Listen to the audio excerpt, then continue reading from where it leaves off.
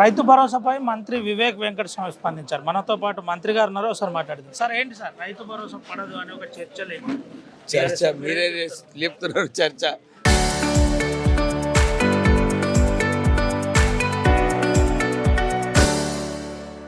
Rythu Bharosa definitely పడుతుంది.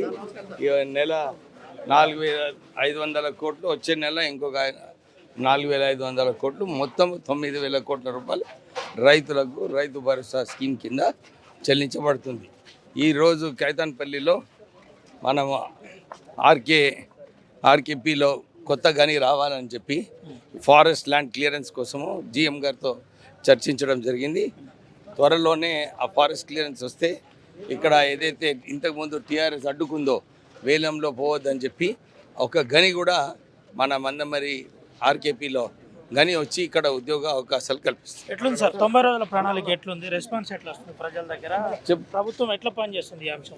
మీకు తెలవాలి, అందరూ హ్యాపీగా ఉన్నారు. అందు గురించి ప్రజలు కూడా ఇదే ఎదురు చూస్తున్నారు. గ్యారంటీ స్కీము మంచిగా అమలు అవుతుంది, మాకు బోనస్ వస్తుంది, సన్న బియ్యం వస్తుంది, ఇందిరమ్మ ఇల్లు వస్తుంది అని చెప్పి ప్రజలందరూ కూడా హ్యాపీగా ఉన్నారు. ఖచ్చితంగా రైతులకు రైతు భరోసా పడుతుంది. దీంతో పాటు ప్రణాళికబద్ధమైన ఏదైతే కాంగ్రెస్ పార్టీ అభివృద్ధి పనులు ఉన్నాయో, పథకాలు ఉన్నాయో, అవి ఖచ్చితంగా ప్రజల్లోకి చేరుతుంది. ప్రజలందరూ హ్యాపీగా ఉన్నారని ఆర్టీవీతో ఎక్స్క్లూజివ్గా మంత్రి వివేక్ మాట్లాడారు. Over to studio.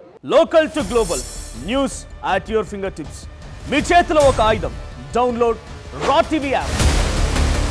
Media legend Ravi Prakash is back.